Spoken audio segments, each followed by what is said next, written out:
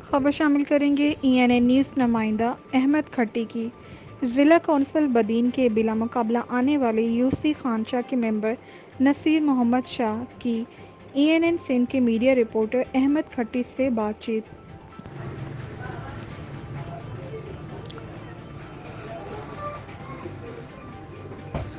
Ahmad Khatti, media reporter ENN Sindh.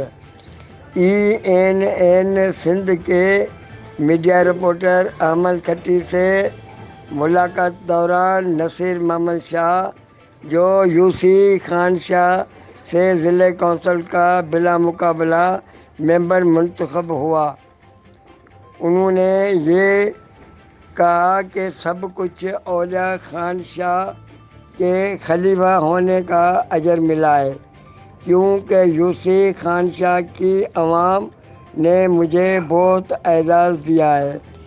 एक सवाल के जवाब में नसीर मोहम्मद शाह ने कहा कि अवाम ने मुझे जो मैंडेट दिया है, मैं इनके मसाइल हल करने में पीछे नहीं हटूँगा।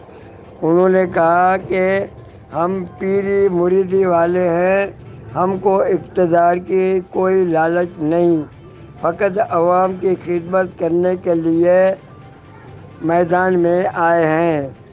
इंशाअल्लाह इलाके में रास्तों की जाल बिछाई जाएगी, जिन जिन घरों में और गोठों में बिजली नहीं, वहाँ बिजली दी जाएगी। गरीबों का इलाज मुफ्त करवाया जाएगा।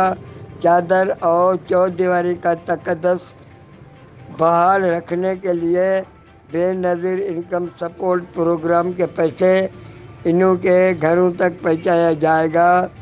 Ahmed Khatti, media reporter ENN Sindh. Hasnain Shah, photographer ENN Sindh. मुबारक हुजे जो तव्हां ज़िले कौंसिल ते पंहिंजो अञा पहुचाया आहियो। ऐं अलाह जी महिरबानी आहिनि, तव्हांजी गादी जी मथे अलाह जी वॾियूं छाऊं आहिनि। ऐं इन जे लाइ तव्हां बि ज़रूरु तकलीफ़ थी हूंदी, जल्दी डुक दौड़ कई हूंदी, ऐं उन खां पोइ तव्हांजो छा आहे त अलाह सां तव्हांखे अचांच ॾिनी आहे त हिते जे अवाम जी ख़िदमत कंदा, छा कंदा, इन सिलसिले में। हाँ सर, बिल्कुल। बिस्मिल्लाह रहमान रहीम। असुल मसलो इहो आहे त असांजी दरगाह औलिया खानशाह पुराणो बुज़ुर्ग आहे।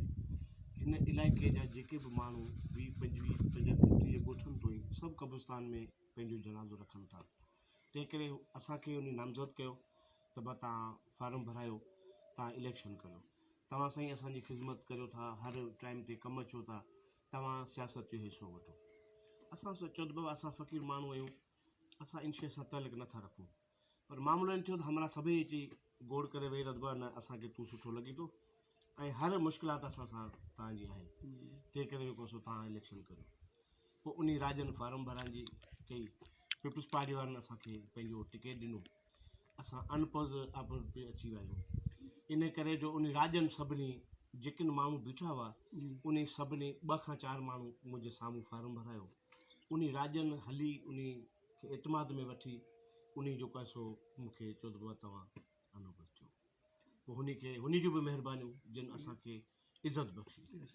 सो इन करे जो हिन दरगाह जे हवाले सां असांखे इहा इज़त ऐं मोट मिली आहे। ज़ाहिर आहे सुठाई त पधरी हूंदी आहे, न त हमेशह इलेक्शन माण्हू कंदा आहिनि, विढ़ंदा आहिनि, वठि हूंदी आहे।